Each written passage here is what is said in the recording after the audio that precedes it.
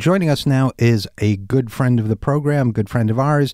Andrew Slack has been acting as one of the heads, or the head of, certainly a leader of the Harry Potter Alliance, which has used the power of imagination and fandom to push for change across the world. We've talked to Harry about it. We've talked to Andrew about it in the past. We have not yet talked to Harry about it.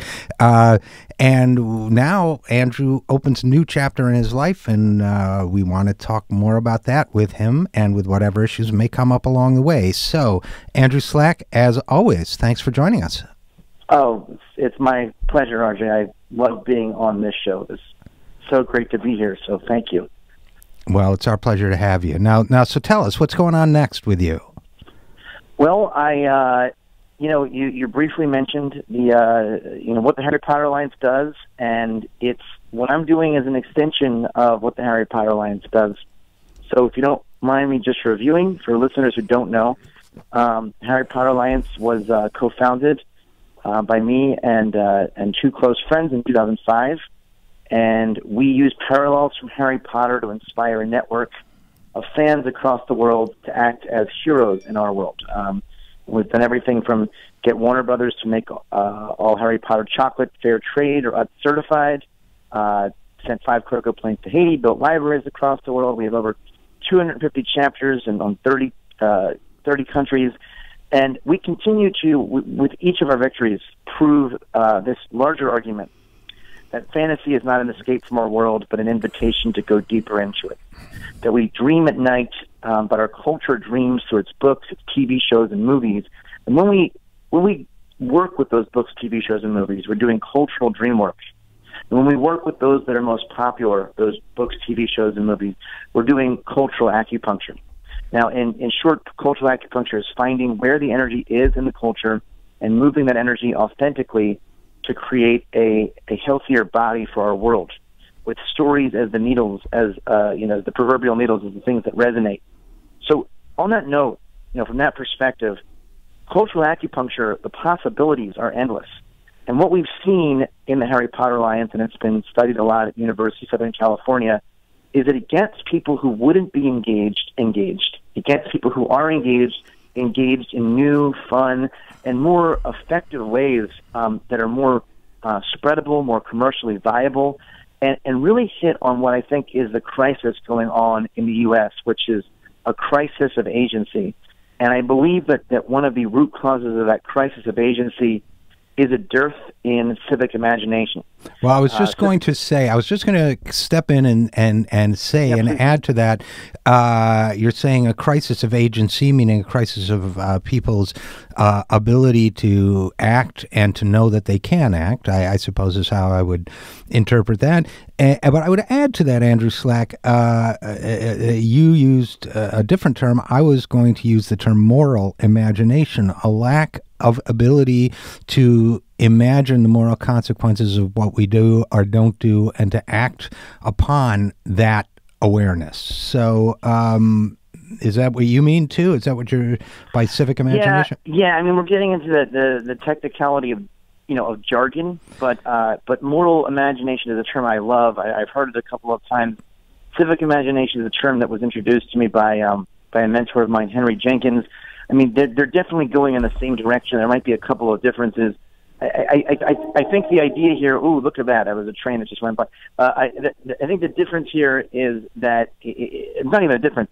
What I mean is the capacity and the ability to imagine a world that is different, or systems that are different than the ones we have now. And underlying that, I would say, is, and along with the ability to believe that world can be brought into being, because we can imagine all sorts of wonderful worlds that don't exist and that will never exist, or that we don't believe will ever exist. But to imagine a world that is fundamentally better, and to imagine that we can bring that world into being, and so in a way that raises up the determination to create that world, that's what I'm talking about. And that's what I'm talking about as well. And these 10 years of the Harry Potter Alliance have been demonstrable of that being a reality. And I've gotten to see so much of that happen in young people who wouldn't have otherwise been engaged. And it's been an unbelievable thing, and it's increased my own ability to have a moral or a civic imagination on what is actually possible and what is also practical. And what that means for me, though, is that the possibilities here of this methodology that we're honing, of cultural acupuncture, they're endless. And with the Harry Potter Alliance, we have been able to build a volunteer team of, I think it's about almost 70 people now. I usually say 50, but I just found out it's about 70. And we have a full-time staff of 7 incredible employees. So it's time for me, as somebody who studies, pretty scrupulously looking at nonprofit, life cycle of nonprofits, the problem with founders is we don't want to leave our baby. But at the end of the day, you got to send your baby to school. You got to send your baby to Hogwarts. So the HPA is ready, and it has been for some time, to not have me in the day-to-day. But what that means, though, for me is that I need to take cultural acupuncture to an even bigger level. Yeah, and I think we should talk about that for a second. First of all, maybe we could get a little specific, because I think a lot of people are going to hear cultural acupuncture or whatever. They're not going to be sure what exactly that means. But for example, you guys with the Harry Potter Alliance, you got a lot of Harry Potter fans to write to the everybody involved on the business side of the Harry Potter industry, which is a billion-dollar one, and we're able to. Well, you tell us about the Victory in the Chocolate side of the world. Well, yeah, on that one, a member came up to me in the end of 2008 and told me that I had no idea that chocolate, I knew it came from cocoa. I had no idea that cocoa was so unbelievably corrupt as a product, as a crop, and that so much of it comes from the Ivory Coast, where people are given starvation wages, slave wages, and there is a somewhat small but truly significant system of human trafficking that is on children, child trafficking, where children are stolen from their homes and kidnapped. In the U.S. you have an Amber Alert when that happens. In the Ivory Coast, they don't. And there's no way for those kids to find a way back home. They're on plantations, and we have no way of knowing whether the cocoa that they are making is in our chocolate. And we have no way of knowing if indirectly we are paying kidnappers and these slave owners. So we decided that one way to make a dent on that is to get Harry Potter to be as we say in this universe of working on chocolate, to raise the bar on chocolate. And so it was a huge coup. It took over 4 years of negotiations and campaigning, and very creative campaigning. But we eventually got Warner Brothers to make all Harry Potter chocolate up to Fair Trade certified by the end of this year, which we will be checking in on, by the way. But it was a huge coup. We ended up on Larry Wilmore and People Magazine, even Fox News, the Daily Mail. The Washington Post was the one that announced it with a wonderful article written by Alyssa Rosenberg.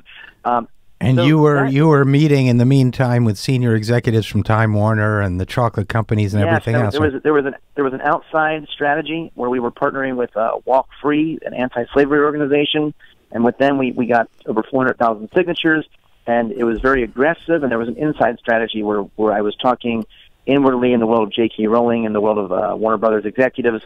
Sometimes they were not always paying attention to me, and when they were not paying attention to me or the HPA, we made it known that, look, we understand we're not entitled to your respect, but we're going to earn it, and we're going to get it, and we got it. So eventually in a meeting last year, they agreed to a certain set of things they were going to do, and they actually, to my surprise, ended up being great partners, and they followed through. So it was an unprecedented moment for fan activism, for fans to be activists, not simply to raise money for a cause, but to advocate for an actual change with systemic ramifications that would be partnering with the movie studio who owns the intellectual property of the franchise involved.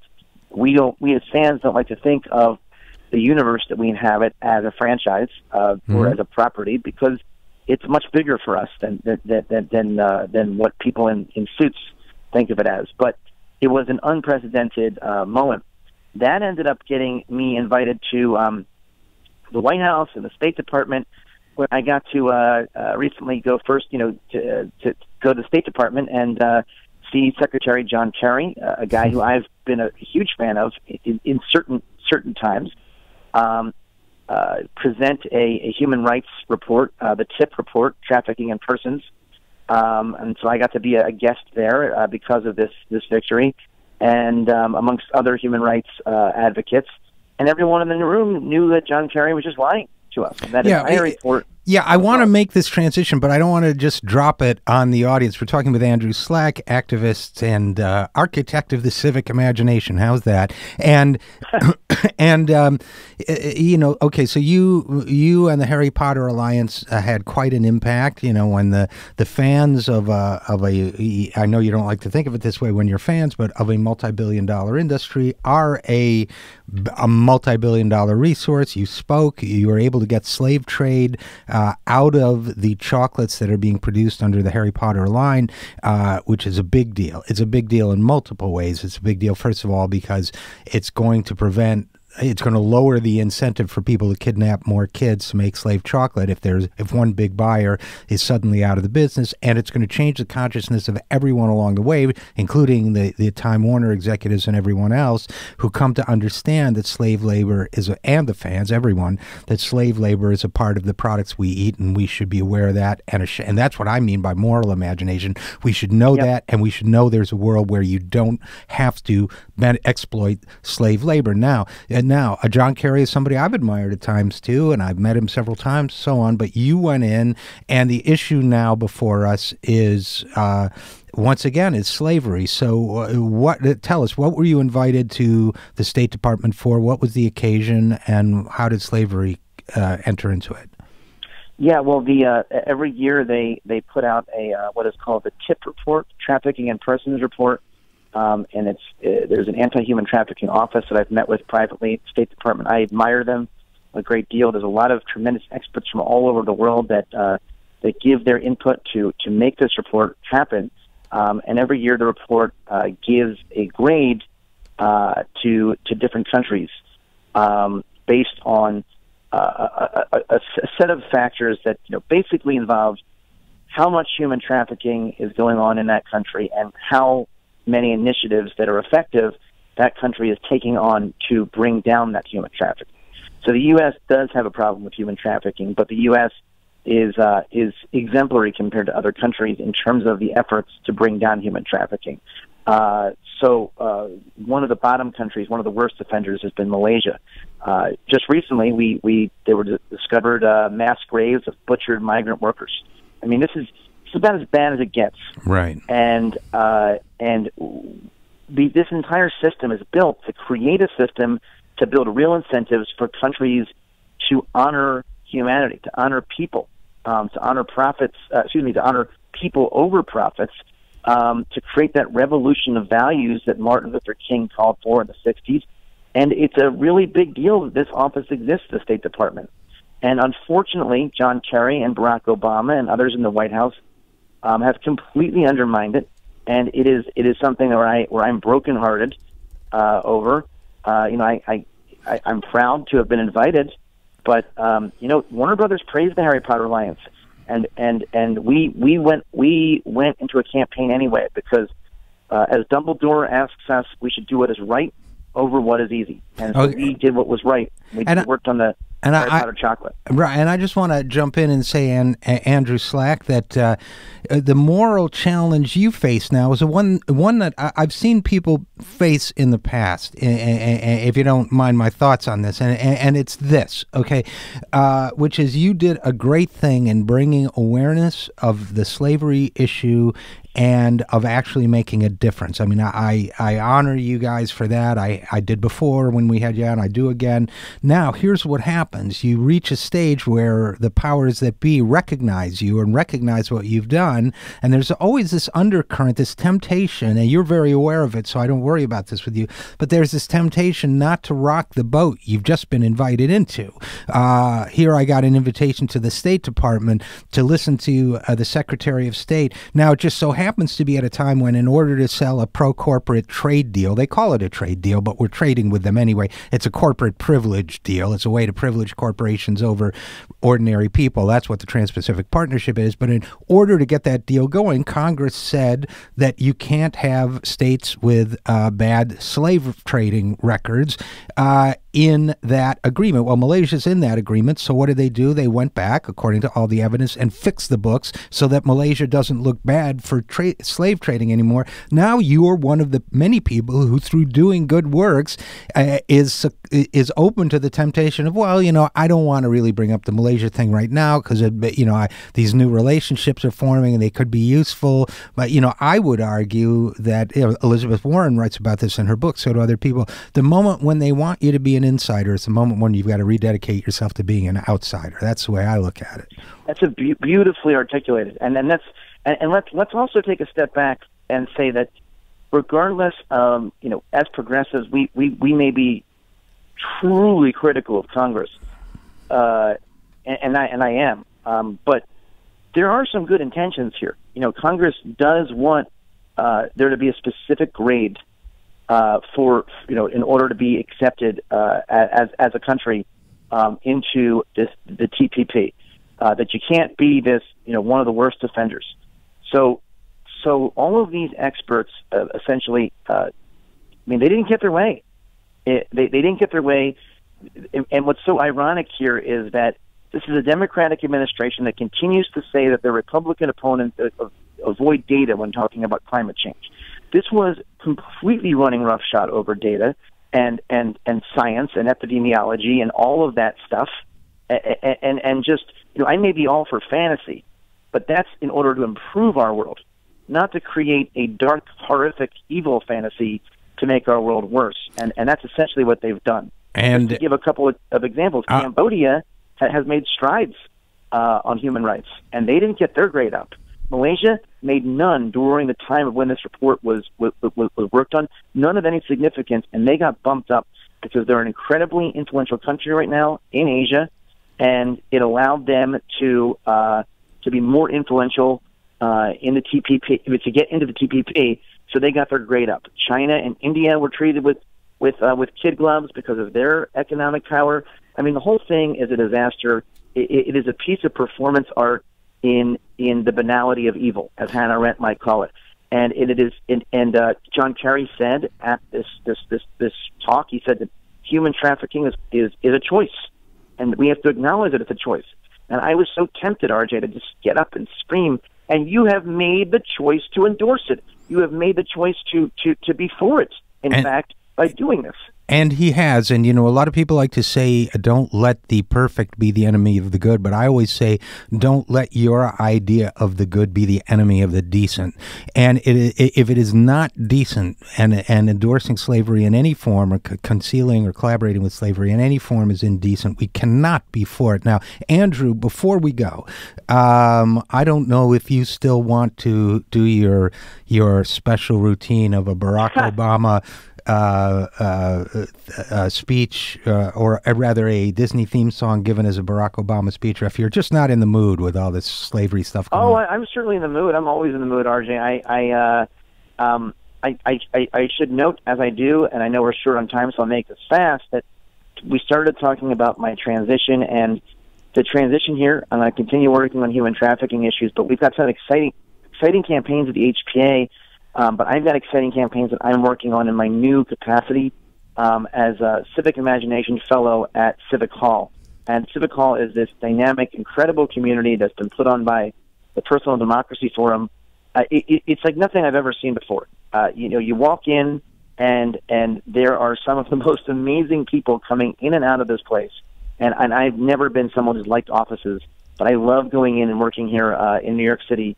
And it's incredible. It's advancing this word civic tech that's been getting bounced around. And as Civic Imagination Fellow, I'm going to be working on campaigns that, in a future interview, I'd love to talk with you about continuing our Hunger Games campaign, something called Back to the Future Day, something that I invented, which we'll talk about later, and then a money and politics campaign around Star Wars called MayTheForceBeWithUs.org, where I somehow was able to get that domain name.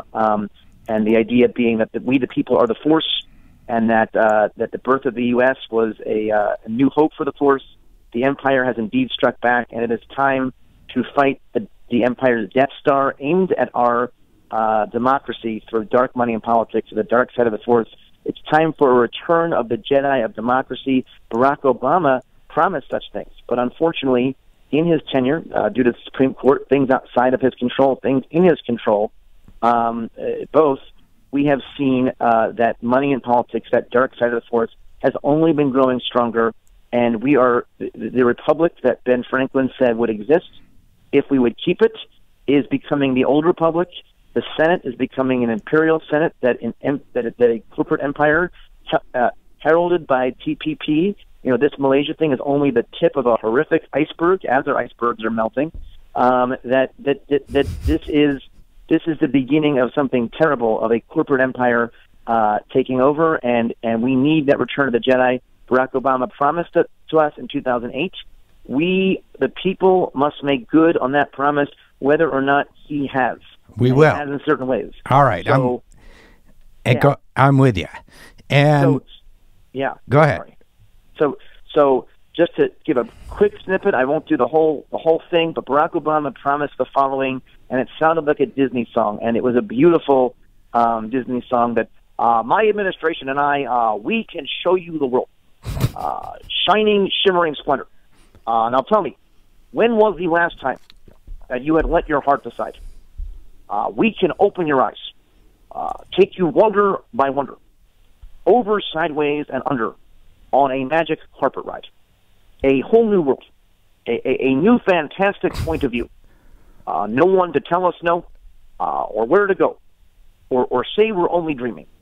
A whole new world, and don't you dare close your eyes to this, with new horizons to pursue. And I'm going to stop that right there. Yeah, no, I think that, I mean, you know, now that I'm working for Bernie, I may wind up doing this for Bernie. You know, when you wish upon a star, in my view, it does not matter. Well, you know, but we have the mandate to remember that Disney song of A Whole New World lays out a vision, a beautiful vision, and that Barack Obama's rhetoric in 2008 laid out a vision, a beautiful vision, one that does not die just because Barack Obama has endorsed slavery. It continues by we the people. As a mentor of mine, Eric Liu, has said, our elected officials we often mistake to be our leaders. They are not. They are exquisite followers. We, the people, are the leaders, and we will force our exquisite followers to follow exquisitely. And we can do That's that a by fantastic using Star quote. Wars and Hunger Games and all of that stuff. I hope you will send that quote to me by email, because I want to read that whole piece, wherever that came from, because I think that's fantastic. Unfortunately, we have to end it there, but we're talking with our good friend Andrew Slack. Andrew, thanks for joining us. Thank you, RJ. And we will be back after this. I'm Richard RJ Eskow, and this is The Zero Hour.